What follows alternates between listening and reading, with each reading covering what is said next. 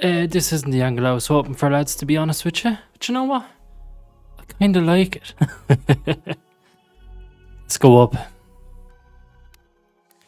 I love this desk. But that's not what we're here to talk about today. Welcome in, welcome in, welcome in. It's your boy Tomo, and we're talking into a different mic today. Now, a lot of you guys probably didn't even notice that. Most of you guys probably don't even know who I am. Who cares? Let's talk about the GoXLR and why I threw it away. Before we get into the video though, I do just want to let you guys know that this channel right here is my main streaming platform. If you want to come ask me a question live or anything like that, feel free to drop a subscribe and then you'll get notified every time I start streaming. I'm talking into an Elgato Wave 3 and I just said I threw away my GoXLR. Well, that's kind of not true. It's right here. I had a lot of problems with the GoXLR, and don't get me wrong, I rocked this thing for nearly 2 years, since the very first lockdown back in March of 2020. So it's actually, it's nearly 2022 now at the time of recording this anyway. So yeah, easily a year and a half anyway. I daily drove the GoXLR Mini.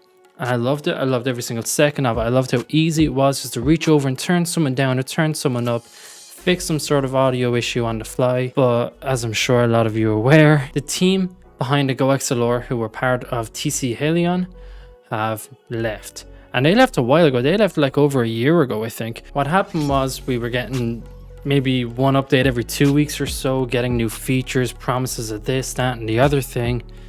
And then within the past year, I got one update, and I believe that update, the main thing that it did was when you pressed exit and minimized it, it actually minimized it off your taskbar. So yeah, there was a lot of issues, and just lately I'm just noticing a lot of hardware problems. So my mic audio was sounding pretty weird. Speaking of the mic that I was using, I do highly recommend it. There's not a problem with this microphone. I just wanted an easier solution, but this is the Soundtronics Podcast Pro. I know I'm not, well, I like to consider myself an audio guy. That's what I did in college and everything like that, but I don't have the space here to do any types of testing on that.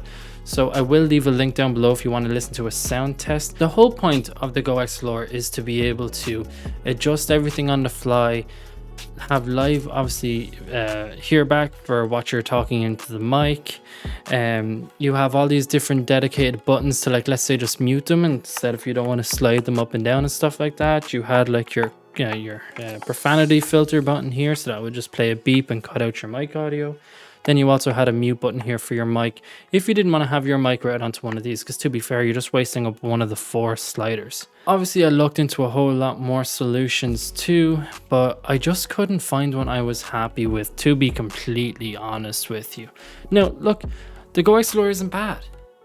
It's not bad. I will be the last person to ever say that. But what I say is that at its current state right now, I couldn't afford to keep using it because I kept having complaints either in Discord or on Streamer. I even started recording a 20-25 minute video about streaming on YouTube. In my in-ear monitoring, everything sounded fine. I went and I recorded the whole thing, no problem. As soon as I was finished recording, jumped into Discord with the boys. Tommy, why does your mic sound so weird? Played back the video and the mic was fucked. So it even got to the stage basically then, so yeah, my in-ear monitoring versus what people actually heard started sounding different, and that's obviously not what you want because you have no way to troubleshoot that. So moving on from this anyway, Razer Siren V2 Pro, I think is what it's called, just came out, and that had its own software, basically the same way like the Elgato Wavelink software. Obviously the Elgato itself, I was looking into other things like the AverMedia little one with the little screen and stuff like that, and it's like, look, I shit on Elgato a lot, especially on this channel. I'll leave a link up here where I talked about don't buy one. But here we are and I got one. So I wish GoXLR was still a thing, and I wish I could still recommend it. I loved it, absolutely loved it, but please, 2021, 2022, don't go buy a GoXLR. It's just silly at this point. I think the GoXLR is coming up to 3 years old at this point.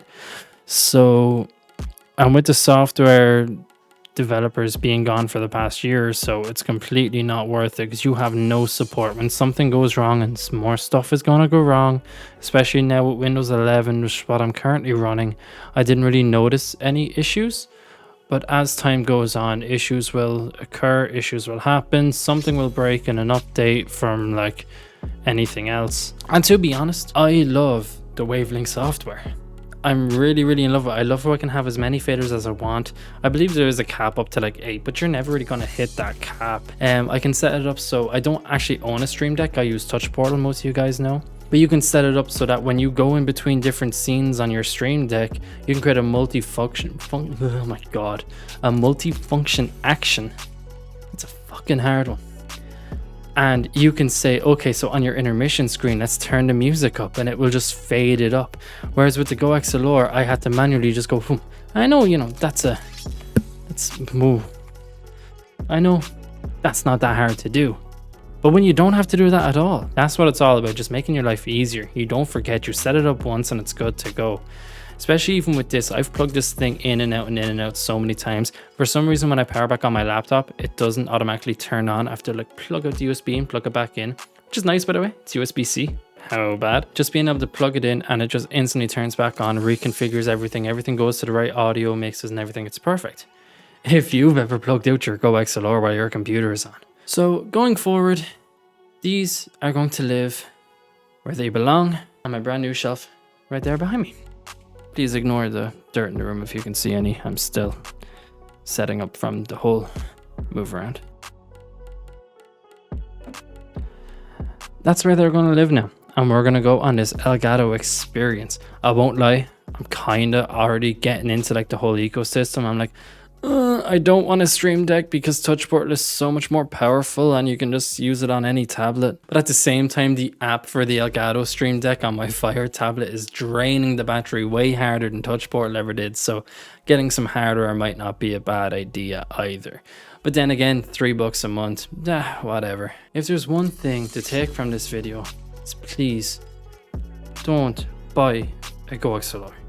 Not in its current form. I do actually believe, no, I don't believe, I know that the team behind the GoXLR have created a new company. I believe they have some USB mics out. I believe they made like a headphone or something too. Something weird that wasn't like, maybe they make a successor to the GoXLR under their new company now, without TC Helicon. But yeah, that's kind of it for me. I just kind of wanted to give you guys 2 cents on why you shouldn't invest into a GoXLR at this current point of time, probably forever. Your best kind of options are, if you want to set up different audio routing and mixing, would honestly be the Wave either 1 or 3. It's really up to yourself. I didn't know the difference, to be honest. I believe it has like more functionality on the button, but I don't use it, and the store only had the 3, so I was okay. Until obviously I will make a future video if this stuff ever changes, and I'll be sure to pin that comment on this video. So if you're watching this video now, 2 years in the future, for whatever reason that you do,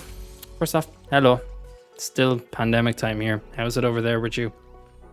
Updated video will be in the comments below in the future anyway, and I just want to thank all you guys for watching. Do not forget to like, subscribe, and all that juicy